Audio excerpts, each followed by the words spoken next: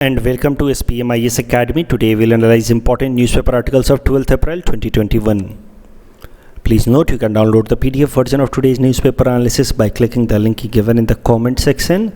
You can download the PDF version of February 2021 magazine from our website spmisacademy.com.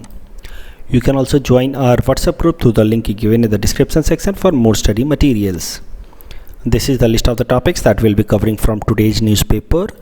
The first article is taken from international segment. It is about US aid to Palestine, and this topic is important from our syllabus paper 3 international relations point of view.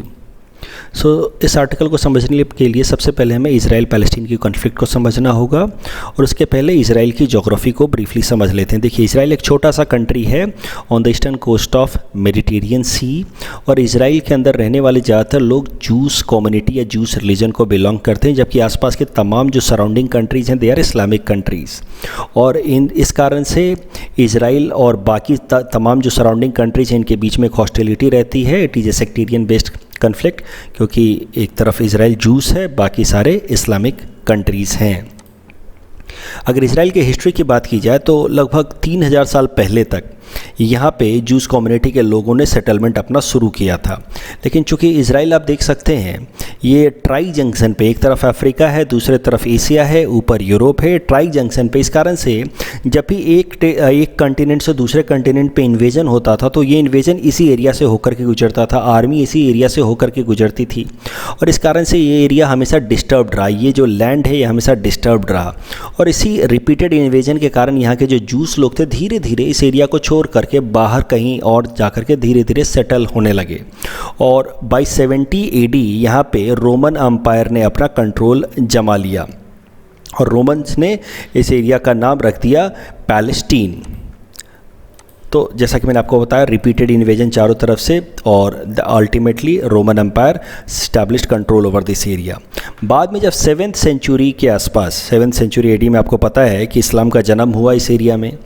Saudi Arabia से आप बोल सकते हैं कि इस्लाम का जन्म हुआ। जब इस्लाम का जन्म हुआ तो फिर इस एरिया में ज़्यादातर जो पैलेस्टीनियंस रहते थे धीरे धीरे उन्होंने भी इस्लाम धर्म को अपना लिया, क्योंकि इस एरिया का नाम वैसे पैलेस्टीन तो रोमन्स ने रखा था, बट यहाँ के लोगों ने धीरे धीरे इस्लाम धर्म को अपना लिया। और फिर यहाँ पे इनकी एक अलग कल्चर निकल के आई जिसको हम लोग अरबिक कल्चर बोलते हैं। तो आज के टाइम में पैलेस्टीनियंस वो हैं जो अरब स्पीकिंग मुस्लिम लोग हैं। They are known as Palestinians living in this area, Arab speaking Muslim people। और ये जो एरिया है that was under control of Ottoman Empire till 1917, that is during the First World War। लेकिन आपको पता है कि Ottoman empire also participated in first world war along Austria, Hungary and Germany. I hope आपने world history में ये इतना तो पढ़ रखा होगा। And as a result of defeat of Ottoman empire in first world war many much more territory of Ottoman empire was acquired by Britishers, और Britishers ने इस एरिया को अक्वायर कर लिया as their own mandate. In fact हुआ क्या था कि ब्रिटिशर्स ने वर्ल्ड वॉर 1 के टाइम में प्रॉमिस किया था कि अगर जूस लोग उनको सपोर्ट करते हैं, जूस लोग जहाँ भी दुनिया भर में अलग अलग जगहों पे जूस लोग जाकर के सेटल हुए हैं, वो बहुत इन्फ्लुएंशियल लोग रहे हैं, चाहे यूएस में हो, यूरोप में हो, they have been very influential. अपनी ज़मीन को छोड़ करके wherever they got settled they gained some prominence in society. तो वर्ल्ड वॉर 1 के टाइम में यूके ने, ब्रिटेन ने एक फॉर्मल रिक्वेस्ट किया दुनिया भर के जूस लोगों से कि अगर ये जूस लोग उनकी मदद करते हैं वर्ल्ड वॉर 1 को जीतने में तो फिर ब्रिटेन उनकी मदद करेगा to come back and settle into their ancestral homeland. जो ये वाला एरिया है यहाँ पे उनको वापस से आकर के मदद करेगा जूस लोगों को सेटल होने में। और जूस लोगों का देखो एक तरह का सॉफ्ट कॉर्नर रहा है। जैसे आप जानते होंगे कि हर हिंदू चाहता है कि वो अमरनाथ यात्रा करे, जो भी धार्मिक हिंदू है, हर मुस्लिम इंसान चाहता है कि एक बार वो मक्का मदीना जाए। वैसे ही जूस लोगों के अंदर एक फीलिंग रही थी कि वो अपने एंसेस्ट्रल होमलैंड में लौट करके जाएं, सेटल हों अपने जीवन के आखिरी दिनों में।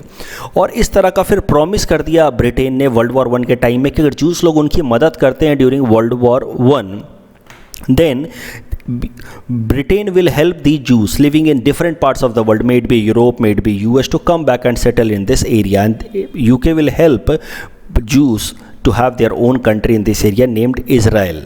और इसके लिए एक बाल्फोर डिक्लेरेशन भी रिलीज़ किया था यूके ने। इस Balfour declaration has been given name after foreign secretary Arthur Balfour of UK. तो इन यूके के फॉरेन सेक्रेटरी आर्थर बाल्फोर ने इस तरह का ये लेटर, ये आप देखिए उस लेटर की कॉपी है जिसमें उन्होंने रिक्वेस्ट किया 1917 में कि अगर जूस लोग हेल्प करते हैं यूके की और उनके एलाइज़ की, फ्रांस की, to win the world war one, then it will help them to have their separate country Israel in the Palestinian area. लेकिन उन्होंने अपना प्रॉमिस फुलफिल नहीं किया। जिस तरह का बाल्फोर डिक्लेरेशन में प्रॉमिस किया था उन्होंने फुलफिल नहीं किया। इसके आगे बढ़ने से पहले एक टर्म समझ लेते हैं, जायोनिज्म। जायोनिज्म एक तरह का मूवमेंट है amongst the Jews people who wants to come back and settle in this area. तो ये कहते हैं जायोनिज्म, एक मूवमेंट, एक तरह का आप समझिए इनिशिएटिव, जहाँ पे भी दुनिया भर के लोग रह रहे हैं उनको अंदर एक तरह की मूवमेंट स्टार्ट की गई कि भाई हम वापस जा कर के अपने एरिया में सेटल होंगे। This movement was started by Theodor Herzl, जो एक जूस थे, और इसी मूवमेंट को जायोनिज्म का नाम दिया गया। और जायोनिज्म का जो ये मूवमेंट उसको फुलफिल करने का कमिटमेंट किया था बाल्फोर ने, आर्थर बाल्फोर ने। लेकिन वर्ल्ड वॉर वन जीतने के बाद उन्होंने इस कमिटमेंट को पूरा नहीं किया, रादर उन्होंने ये एरिया अक्वायर करके खुद ही रख लिया। फॉर एग्जाम्पल देखिए, ऑटोमन एम्पायर मैंने आपको बताया ये वर्ल्ड वॉर वन में पार्टिसिपेट कर रहा था अगेंस्ट ब्रिटिशर्स। ऑटोमन एम्पायर की टेरिटरी, ये इतनी सारी टेरिटरी थी, ये जो आप पिंक कलर से देख रहे हैं, तो ये वाला जो एरिया है, यहाँ पे कहीं पे इजराइल है, ये वाला जो एरिया है ये ऑटोनोम एम्पायर से छीन लिया ब्रिटेन ने। लेकिन जिस तरह का प्रॉमिस उन्होंने किया था कि वर्ल्ड वॉर वन जीतने के बाद इस एरिया में वो जूस लोगों के लिए एक स्पेशल कंट्री इजराइल बनाएंगे, वो फुलफिल नहीं किया।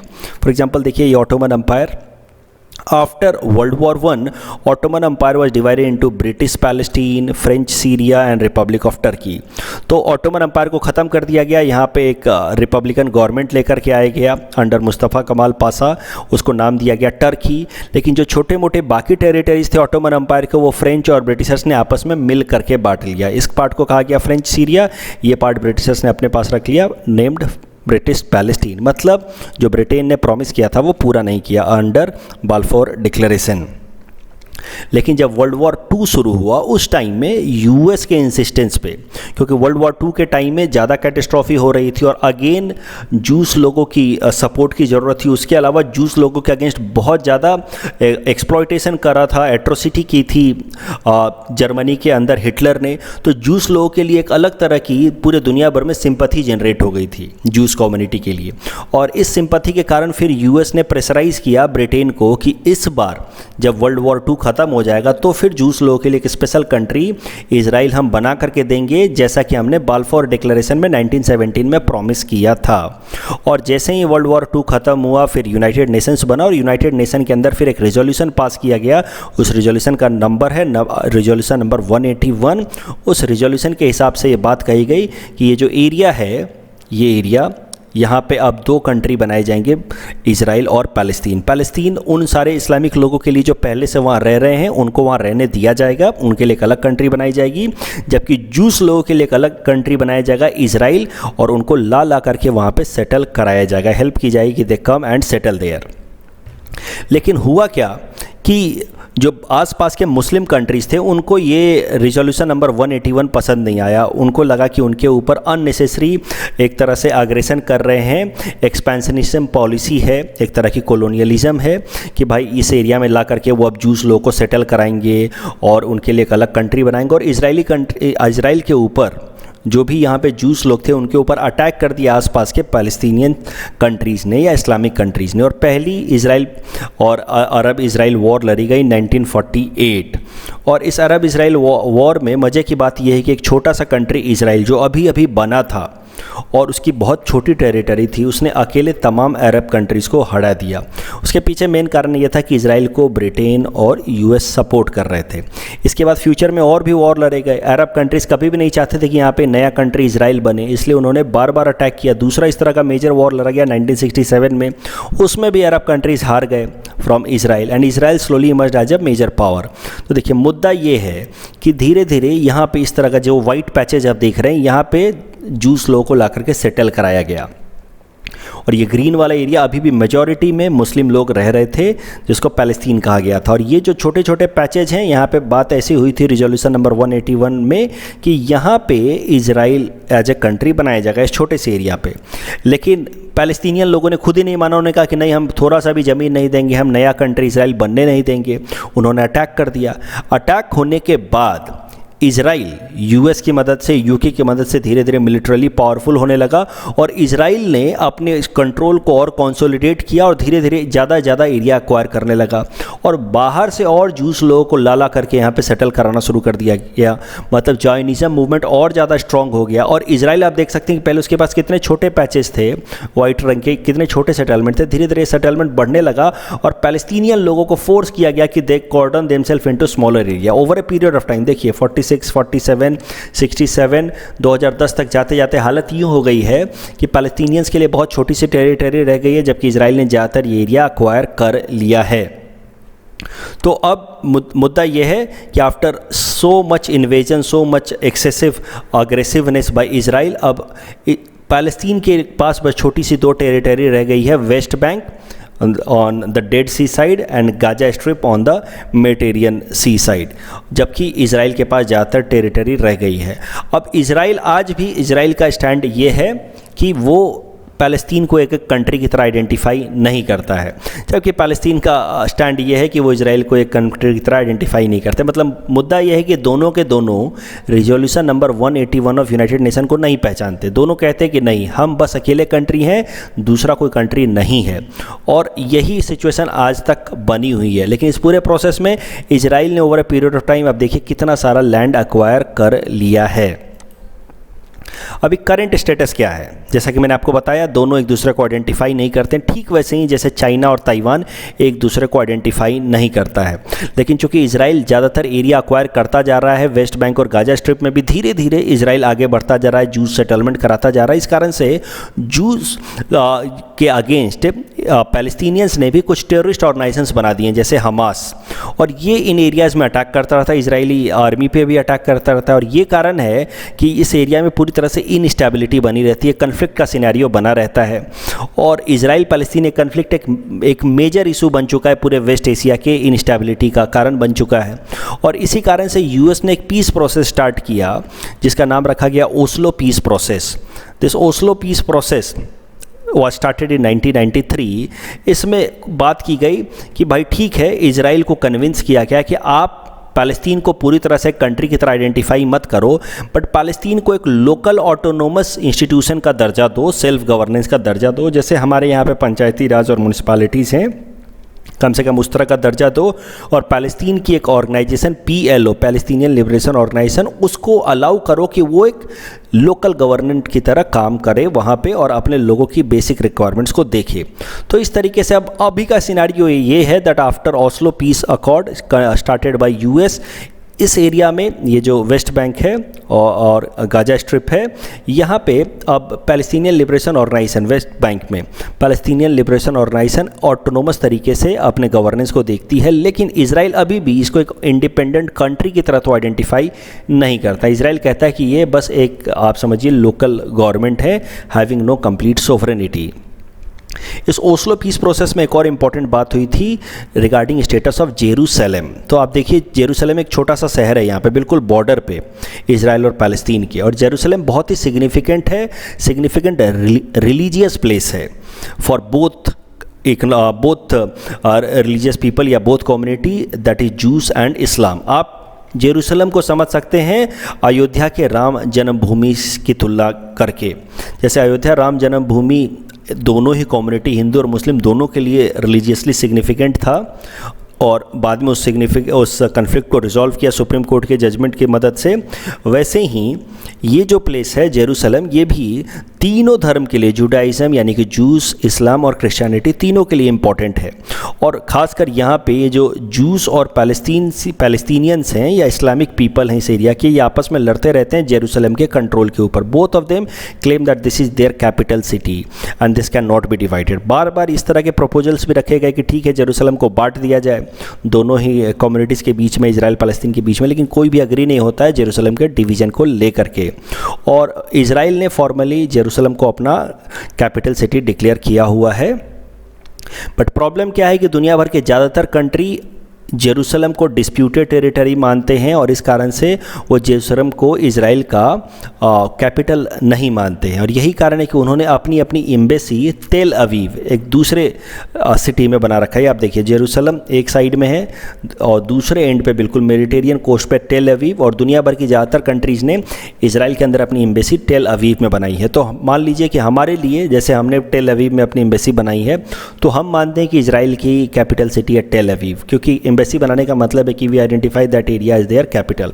जबकि इजराइल कहता रहता है कि नहीं, हमारा तो कैपिटल जेरूसलम है। But this is a disputed territory according to most of the countries of the world. और जेरूसलम की जब तक जो इससे एसोसिएटेड कंट्रोवर्सी है या डिस्प्यूट है वो रिजॉल्व नहीं हो जाती, तब तक दुनिया भर के कंट्रीज़ यहाँ पे अपना एम्बेसी नहीं बनाएंगे। तो ओस्लो पीस अकॉर्ड में ये भी बात हुई थी कि जेरूसलम के स्टेटस को लेकर के फ्यूचर में नेगोशिएशन होगा और बातचीत करके सुलझाया जाएगा। आज तक ये नेगोशिएशन तो, बातचीत करके ये इशू तो सुलझा नहीं है। अब करंट इशू पे आ जाते हैं। ये तो पूरी हिस्ट्री हो गई इजराइल पैलेस्तीन के कन्फ्लिक्ट की, कि कैसे इजराइल एक देश की तरह बना, कैसे आज एक पैलेस्तीन एक बस ऑटोनोमस ऑर्गेनाइजेशन की तरह है इजराइल के नज़रों में। उसको दुनिया भर के बहुत सारे कंट्री एक देश की तरह आइडेंटिफाई नहीं करते हैं। वो बात अलग है कि इंडिया पैलेस्तीन को एक देश की तरह आइडेंटिफाई करता है। तो ये सब करंट स्टेटस हैं, करंट कन्फ्लिक्ट हैं इजराइल पैलेस्तीन के। अभी देखिए, डोनाल्ड ट्रंप के टाइम में डोनाल्ड ट्रंप ने कई सारे ऐसे स्टेप्स लिए जो माने जा सकते हैं कि प्रो इजराइल थे, मतलब इजराइल के फेवर में थे, और एंटी पैलेस्तीन थे, मतलब पैलेस्तीन के खिलाफ थे। फॉर एग्जांपल 2017 में यूएस ने under Donald Trump, president Donald Trump, formally recognise किया कि Jerusalem is capital city of Israel, और उन्होंने अपनी एम्बेसी, अमेरिका की एम्बेसी तेल अवीव से जेरूसलम में मूव करा दिया। तो एक तरीके से कॉन्ट्रोवर्शियल स्टैंड ले लिया और एंटी पैलेस्तीन स्टैंड ले लिया। पैलेस्तीन कह रहा था कि हमारी लैंड है, इजराइल कह रहा है हमारी लैंड है, लेकिन इजराइल के अंदर अपनी एम्बेसी यूएस ने जेरूसलम के अंदर शिफ्ट कर दिया। इसका मतलब यूएस ने मान लिया कि ये जो जेरूसलम है this belongs to Israel and this is capital city of Israel. उसके बाद तमाम जो फंडिंग, ह्यूमन डेवलपमेंट की फंडिंग देता था यूएस टू पैलेस्तीन, वो सब भी बंद कर दिए बाय 2018। मतलब पूरी तरह से anti Palestine pro Israel stand ले रहा था यूएस अंडर डोनाल्ड ट्रंप। इससे नुकसान क्या हो रहे थे इंडिया को, क्योंकि आपको कोई भी फॉरेन डेवलपमेंट्स इंडिया के एस्पेक्ट से समझना है कि इंडिया को उससे क्या फ़ायदा या क्या नुकसान हो रहा था। तो हमें ये समझना है कि आखिर इस पॉलिसी से, डोनाल्ड ट्रंप की इस पॉलिसी से इंडिया को क्या नुकसान होता। समझिए, देखिए, इस पॉलिसी के कारण इजराइल और पैलेस्तीन के बीच में कन्फ्लिक्ट बढ़ गए थे, क्योंकि बार बार जब आप जेरूसलम को आइडेंटिफाई कर लिया यूएस ने, तो एक तरह से पैलेस्तीन को लगा कि यूएस ने उसके साथ धोखा किया है, और पैलेस्टीनियन लिबरेशन ऑर्गेनाइजेशन के लीडर्स ने बार बार धमकी देनी शुरू कर दी कि वो ओस्लो पीस अकॉर्ड को ख़त्म कर देंगे and they will start attacking Israel. तो इस कारण से मुद्दा ये है कि यूएस के इस अग्रेसिव स्टैंड के कारण अगेंस्ट पैलेस्तीन एक तरह का कन्फ्लिक्ट वापस से डेवलप हो गया था बिटवीन इजराइल एंड पैलेस्तीन, वो राइज हो गया था। और इजराइल पैलेस्तीन के बीच में जब भी हॉस्टिलिटी बढ़ती है, इंडिया के लिए काफ़ी डिफ़िकल्ट हो जाता है अपने रिलेशंस मैनेज करना, क्योंकि हमारे लिए दोनों ही कंट्री इंपॉर्टेंट है, इजराइल भी है इम्पॉर्टेंट, और जो आसपास के अरबिक कंट्रीज़ हैं वो भी इंपॉर्टेंट हैं। For example Saudi Arabia and Jordan, Syria, Egypt, these countries are also important for us. In fact UAE, Bahrain, all of them are important for us. और हमारे लिए दिक्कत हो जाती है कि अगर दोनों में, इजराइल पैलेस्तीन के बीच में लड़ाई चल रही है, कन्फ्लिक्ट चल रहा है, हाइट एंड टेंशन चल रहा है, उस टाइम में हम क्या करें। अगर हम इजराइल के साथ कोऑर्डिनेशन और बिल्ड करते हैं तो हो सकता है कि हमारे अरबिक पार्टनर्स जो हैं वो हमसे खफा हो जाएं, और अरबिक कंट्रीज़ के साथ कोऑर्डिनेशन बिल्ड करते हैं तो हो सकता है कि इजराइल हमसे खफा हो जाए। यही इक्वेशन के कारण 1992 तक तो हमने इजराइल के अंदर अपनी एम्बेसी तक नहीं खोली थी, क्योंकि उस टाइम में हम लोग इजराइल से ज़्यादा इंपॉर्टेंस दे रहे थे इंडिया के relations with Arab countries like Saudi Arabia and Jordan, Lebanon, Egypt. तो ये कारण है कि हमने वैसे इजराइल को एक कंट्री की तरह आइडेंटिफाई कर लिया था 1950 में ही, लेकिन 1992 तक हमने यहाँ पे एम्बेसी तक नहीं खोली थी। मतलब फुल डिप्लोमेटिक रिलेशंस हमने इजराइल के साथ स्टैब्लिश नहीं किए थे। 1992 के बाद से शुरू किए थोड़े रिलेशंस स्टैब्लिश करना, क्योंकि इजराइल पैलेस्तीन कन्फ्लिक्ट कुछ हद तक कंट्रोल में आ गया था। उसके अलावा जब भी इजराइल पैलेस्तीन कन्फ्लिक्ट बढ़ जाती जाती है तो इंडिया के लिए एक और मुसीबत आती है with respect to domestic politics. हमारे देश के अंदर भी प्रॉब्लम शुरू हो जाती हैं, क्योंकि इजराइल तो हमारा एक मेजर टेक्निकल पार्टनर है। इजराइल से हम बहुत ज़्यादा सपोर्ट लेते हैं इरिगेशन के फील्ड में, डिफेंस के फील्ड में।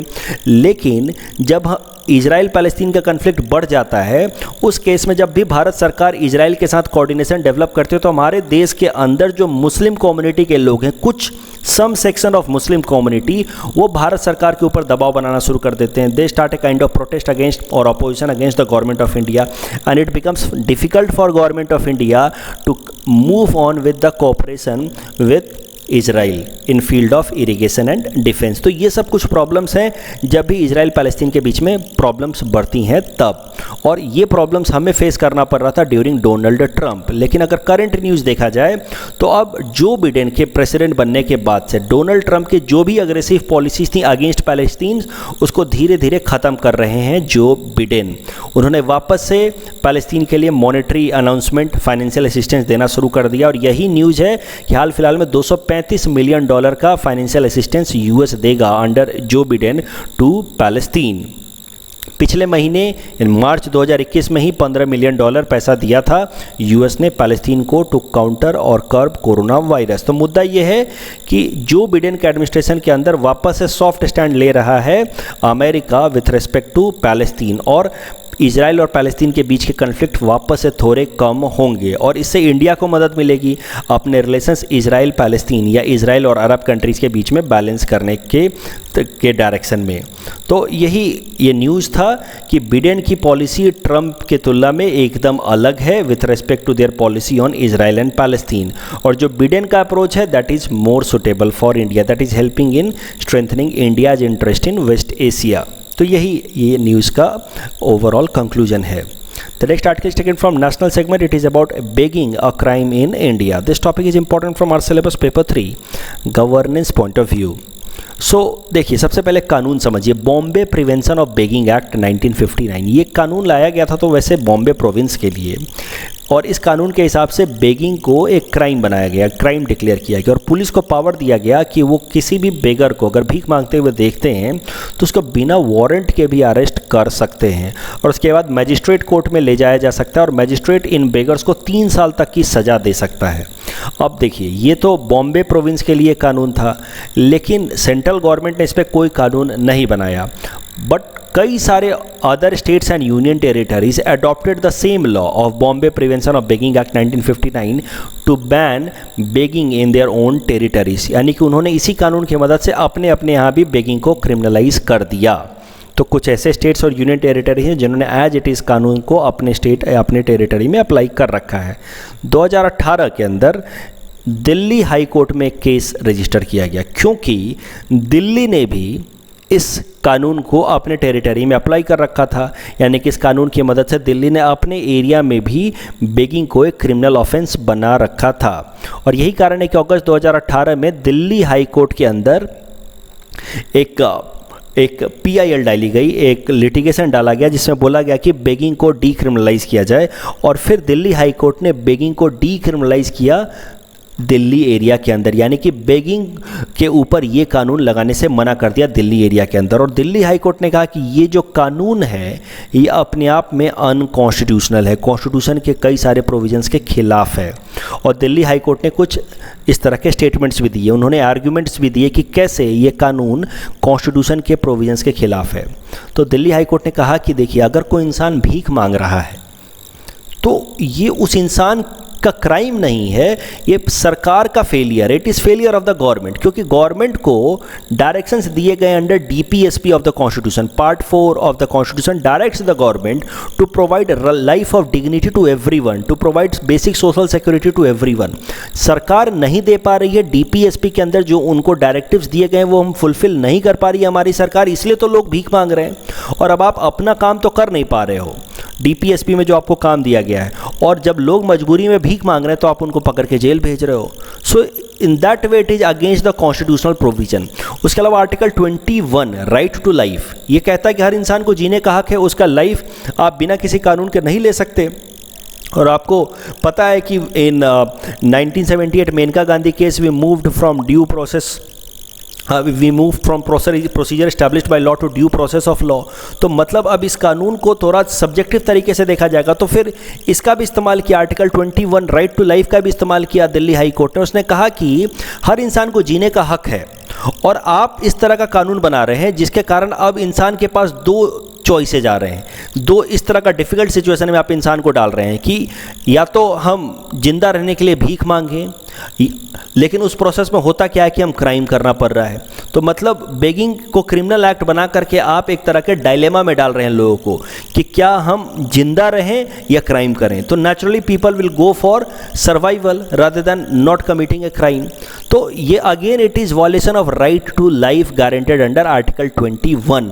एंड अगर आप इसको क्रिमिनल ऑफेंस बना देते हैं तो you are yourself violating article 21 right to life. तो भारत सरकार अपने डीपीएसपी के डायरेक्शंस को पूरा नहीं कर रही है, भारत सरकार लोगों के राइट टू लाइफ को इन्फ्रिंज कर रही है by making such law. Bharat सरकार यानी कि जो भी स्टेट इस कानून को अपने अपने टेरिटरी में लगा रही है, और यही आर्गुमेंट दे करके दिल्ली एरिया के अंदर इस कानून के इम्प्लीमेंटेशन को रिजेक्ट कर दिया दिल्ली हाई कोर्ट ने। मौजूदा न्यूज़ यही है, करंट न्यूज़ काफ़ी सिंपल है कि अब पिटीशन डाला गया है सुप्रीम कोर्ट के अंदर कि पूरे इंडिया भर में जिस जिस स्टेट ने, जिस यूनियन टेरिटरी ने इस कानून की मदद से बेगिंग को बैन कर रखा है, क्रिमिनल ऑफेंस बना रखा है, उन सारे स्टेट्स के अंदर इस कानून के क्रिमिनलाइजेशन को ख़त्म किया जाए। और आर्गुमेंट यही दिया गया है जो दिल्ली हाई कोर्ट ने दिया था कि ये लोगों का फेलियर नहीं, ये सरकार का फेलियर है और ये सरकार का मिस्टेक है। The government is violating our right to life. और इस पिटीशन को एक्सेप्ट कर लिया सुप्रीम कोर्ट ने, और सुप्रीम कोर्ट ने 4 स्टेट्स को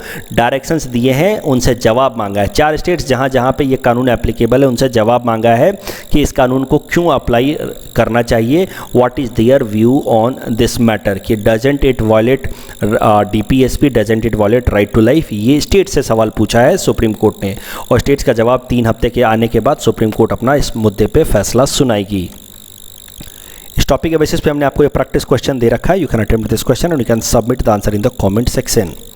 The next article is taken from environment segment. It is about Doomsday Glacier. This topic is important from our syllabus paper 4 environment point of view. So देखिए, ये news है एक glacier के बारे में जिसका नाम है थवेट ग्लेशियर। ये है Thwaites glacier. It is in western Antarctica region. इसकी मैक्सिमम विड्थ है 120 किलोमीटर। अगर टोटल साइज़ की बात की जाए तो 1.9 लाख स्क्वायर किलोमीटर है। और अगर ये पूरी तरह से मेल्ट हो जाए तो इसके अंदर इतना पानी है कि पूरे दुनिया भर का जो सी लेवल है वो कम से कम 1/2 मीटर और बढ़ जाएगा। और 1/2 मीटर बहुत ज़्यादा अमाउंट होता है, बहुत ज़्यादा हाइट होती है। कई सारे छोटे छोटे जो आइलैंड्स हैं वो डूब भी सकते हैं, जैसे मालदीव वगैरह, वो पूरी तरह से डूब भी सकते हैं इतना पानी राइज कर जाए तो। ऑलरेडी हर साल ये इस रेट से मेल्ट हो रहा है, जिस कारण से पूरे दुनिया भर का जो सी लेवल राइज हो रहा है उसका 4% कॉन्ट्रीब्यूशन तो अकेला इस थवाइट ग्लेशियर के मेल्टिंग के कारण होता है। अब करंट न्यूज़ ये है कि स्वीडन यूनिवर्सिटी ऑफ गोथेनबर्ग ने एक स्टडी की है, और उस स्टडी में उन्होंने बताया कि ये जो थवाइट ग्लेशियर है ये बहुत फास्ट तरीके से मेल्ट हो रहा है। जैसा हमने सोचा था कि आने वाले 900 सालों में ये पूरी तरह से मेल्ट होगा, वो सच्चाई नहीं है। एक्चुअली ये उससे काफ़ी ज़्यादा फास्ट तरीके से मेल्ट हो रहा है, और आने वाले लगभग 100-150 सालों में ये पूरी तरह से मेल्ट हो सकता है। यानी कि आने वाले 100-150 सालों में 1/2 मीटर पूरे सी लेवल राइज बढ़ जाएगा because of melting of the Thwaites glacier. और उस कारण से जो छोटे मोटे आइलैंड्स हैं जैसे मालदीव वगैरह, ये सब पूरी तरह से डूब जाएंगे। और इसी कारण से इस थवाइट ग्लेशियर को नाम दिया जा रहा है डूम्सडे ग्लेशियर, कि ये पूरी दुनिया में तबाही लेकर के आ सकता है, डूम्सडे ग्लेशियर।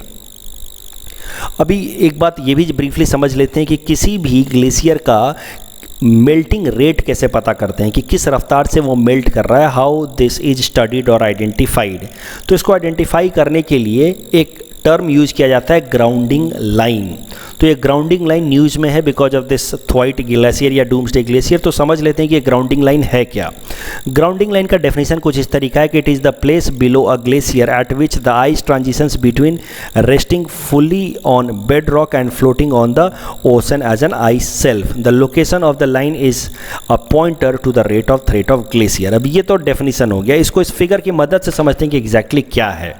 देखिए, ये एक तरह का ग्लेशियर है, अगर हमने रिप्रेजेंट किया है तो ये ग्लेशियर कभी यहाँ तक ऐसे रहा होगा पूरी तरह से बर्फ़ की तरह, बर्फ़ की का पूरा ब्लॉक यहाँ तक रहा होगा। धीरे धीरे ग्लेशियर्स ऐसे मेल्ट करते हैं, ऐसे मेल्ट हुआ होगा और मेल्ट हुआ होगा और मेल्ट हुआ होगा, मेल्ट होते होते यहाँ तक मेल्ट हो गया। इसके पीछे अभी भी ये पूरी तरह से आइस है, लेकिन यहाँ पे ये मेल्ट होकर के नीचे थोड़ा सा पानी आ गया है। ऊपर में आइस सेल्फ बच गया है, लेकिन नीचे पानी आ चुका है। और ये जो पॉइंट है जहाँ से वापस से ग्लेशियर ग्राउंड के रॉक के साथ टच में है, इसको हम कहते हैं ग्राउंडिंग लाइन। अब ग्राउंडिंग लाइन जितना पीछे जाता जाए, जितना पीछे जाता जाए, उसको हम कहते हैं कि उतना ज़्यादा ग्लेशियर मेल्ट हो रहा है। नेचुरल सी बात है, अगर ये ग्राउंडिंग लाइन यहाँ होता तो मतलब ये ग्लेशियर बिल्कुल मेल्ट नहीं हुआ है। ये ग्राउंडिंग लाइन धीरे धीरे पीछे जाता जाए तो हम कहेंगे कि ग्लेशियर मेल्ट हो रहा है। और जिस रेट से ग्राउंडिंग लाइन पीछे जाएगा वो बता देगा हमें कि उसी रेट से ग्लेशियर मेल्ट हो रहा है। और मुद्दा ये है कि the rate of receding of grounding line of this Thwaites glacier is very high according to this study conducted by Sweden University of Gothenburg, जिस कारण से इसको नाम दिया जा रहा है डूम्सडे ग्लेशियर। इस टॉपिक के बेसिस पे हमने आपको ये प्रैक्टिस क्वेश्चन दे रखा है। You can attempt this question and you can submit the answer in the comment section. The next article is taken from Science and Technology segment. It is about lithium sulfur battery, and this topic is important from our syllabus paper 4 Science and Technology point of view. So lithium ion battery क्या चीज़ होती है तो आप जानती हैं, it is a rechargeable battery. इसके अंदर होता क्या है कि कैथोड साइड में लिथियम मेटल ऑक्साइड लगा होता है, एनोड साइड में कार्बन लगा होता है, और अंदर का जो लिक्विड होता है उसमें लिथियम आयन्स होते हैं। और ये बैटरी इस तरह से काम करती है कि नॉर्मल टाइम में बैटरी की मदद से हम ऑटोमोबाइल्स या फ़ोन वगैरह चला सकते हैं। मज़े की बात इसमें यह है, या इम्पॉर्टेंट बात इसकी ये है कि एक बार जब ये पूरी तरह से डिस्चार्ज हो जाए तो उल्टा हम इसमें इलेक्ट्रिसिटी जोड़ करके इसको रिचार्ज कर सकते हैं, मतलब वापस से इस लिथियम आयन को उल्टा भेज सकते हैं और इसको पूरी तरह से रिचार्ज भी कर सकते हैं। That is the point. ये इसको अलग बनाता है from any other non rechargeable battery, क्योंकि नॉन रिचार्जेबल बैटरी में दोनों एंड से आप इलेक्ट्रिसिटी जोड़ करके वापस उसको रिचार्ज नहीं कर पाएंगे, क्योंकि उसके आयंस वापस से उल्टे डायरेक्शन में फ्लो नहीं करते। लेकिन इसमें कैसा है कि एक बार आयंस के कारण इलेक्ट्रिसिटी बन गई या ऑटोमोबाइल चला लिया आपने, वापस से आप उल्टे डायरेक्शन में इलेक्ट्रिसिटी या वोल्टेज लगाएंगे तो ये वापस से लिथियम आयन उल्टे डायरेक्शन में फ्लो करके ये वापस से ये रिचार्ज हो जाता है। That makes it rechargeable battery. Lithium ion battery as rechargeable battery, इसका इस्तेमाल लैपटॉप में, मोबाइल फ़ोन्स में, इलेक्ट्रिक व्हीकल्स में किया जाता है। चाइना सबसे ज़्यादा लिथियम आयन बैटरी बनाता है, और आत्मनिर्भर भारत अभियान के अंतर्गत अब हम भी सोच रहे हैं कि हम चाइना को थोड़ा सा कॉम्पीट करें and we develop as an alternative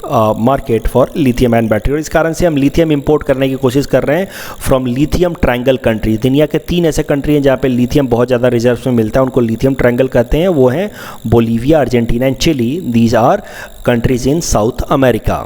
तो यहाँ से हम लिथियम को अब इंपोर्ट करना शुरू कर रहे हैं, lithium triangle countries.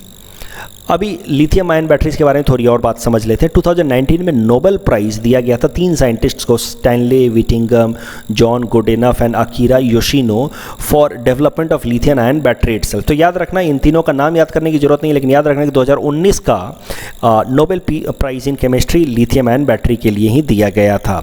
Lithium ion battery के इस्तेमाल करके हम सोलर एनर्जी को, विंड एनर्जी को भी स्टोर करके रख सकते हैं। लेकिन लिथियम आयन बैटरी के अपने कुछ प्रॉब्लम्स हैं।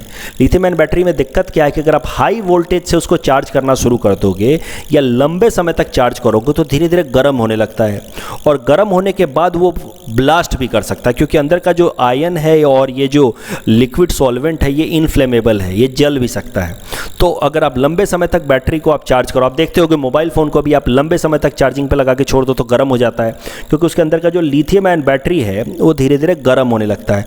और बहुत बार आपने ये भी सुना हो कि मोबाइल फ़ोन फट गया, वो इसीलिए होता है क्योंकि बहुत लंबे समय तक चार्ज हो गया या वो अंदर का बैटरी गर्म हो गया किसी कारण से, तो बैटरी फिर फट जाता है। इसलिए आपको बोला जाता है कि फ़ोन को चार्जिंग में लगा के कभी उस पर बात ना कराएं, क्योंकि वो चार्जिंग के टाइम में हो सकता है कि बहुत ज़्यादा गर्म हो जाए, आपको बात करते करते पता ना चले और फ़ोन बहुत ज़्यादा गर्म हो जाए चार्जिंग के कारण, और बहुत ज़्यादा गर्म होने के बाद हो सकता है कि लिक्विड चूँकि इनफ्लेमेबल है इसमें आग लग जाए और फ़ोन फट सकता है। तो ये एक प्रॉब्लम है लिथियम आयन बैटरी के साथ। दूसरा प्रॉब्लम है कि over a period of time धीरे धीरे इसका परफॉर्मेंस कम होने लगता है, इसकी कैपेसिटी कम होने लगती है।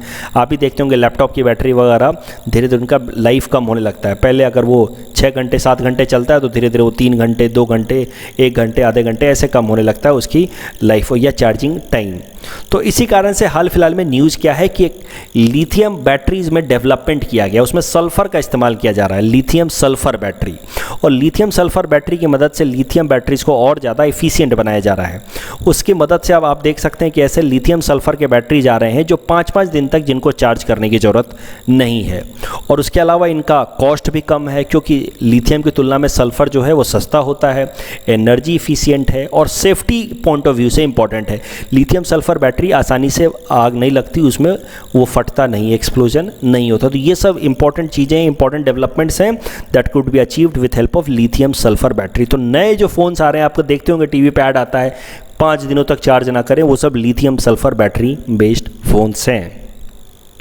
In our segment, most probable prelims topics for upcoming UPSC, today we'll cover topic number 46 to 50. Topic number 46 is about Pokali rice. It is a rice variety known for its salt water resistance and flourishes in the rice paddies of coastal Kerala district. And it has also got GI tag for its uniqueness. Majority of the Pokali land or Pokali rice is grown in the region between Vebna, the lake and Arabian sea. तो इस area में ज़्यादातर pokkali rice उगाया जाता है। Please attend this question based on topic number 46। Topic number 47 is about electronic Vaccine Intelligence Network EVIN. It is an innovative technical solution aimed at strengthening immunization supply chain system across the country. This is being implemented under National Health Mission by Ministry of Health and Family Welfare. EVIN aims to provide real-time information on vaccine stocks and flow and storage temperature across all cold chain points in the country. Please attempt this question based on topic number 47. Topic number 48 is about Agatti Island. It is 7.6 kilometer island situated on the coral atoll called Agatti Atoll in the Union Territory of Lakshadweep, India. Recently, it was in news because NGT granted an interim stay on felling of coconut trees on Agatti Island for the purpose of forming a beach road. Please attempt this question based on topic number 48. Topic number 49 is about Alliance 8.7. It is a global partnership fostering multi-stakeholder collaboration to support government in achieving target 8.7 of Agenda 2030. It promotes accelerated action to eradicate forced labor, modern slavery, human trafficking and child labor. Please attempt this question based on topic number 49. Topic number 50 is about Pradhan Mantri Kisan Samman Nidhi PM Kisan. It is a central sector scheme with 100% funding coming from central government. It was effective from 1st December 2018. Under this scheme, a support of rupees 6,000 per year will be provided to all farmer families across the country in 3 equal installment of rupees 2,000 each for every 4 months. The definition of family for the scheme is husband, wife and minor children. The entire responsibility of identification of beneficiary farmer family rests with the state and the union government. The fund is directly transferred to the bank account of the beneficiaries. Please attempt this question based on topic number 50. This is the answer of question number 41 to 45 that we had given in yesterday's newspaper analysis. Today's question can be attempted by students and you can submit the answer in the comment section. We will be sharing answer of these questions in tomorrow's newspaper analysis. कल जब हमने practice question दिया था उसका answer देख लेते हैं। Standard model of physics में इसमें कौन सा ऐसा फंडामेंटल फोर्स है जो डिफाइन या एक्सप्लेन नहीं करता? The answer will be option D, gravity. That's all from our side for today. Thanks for watching.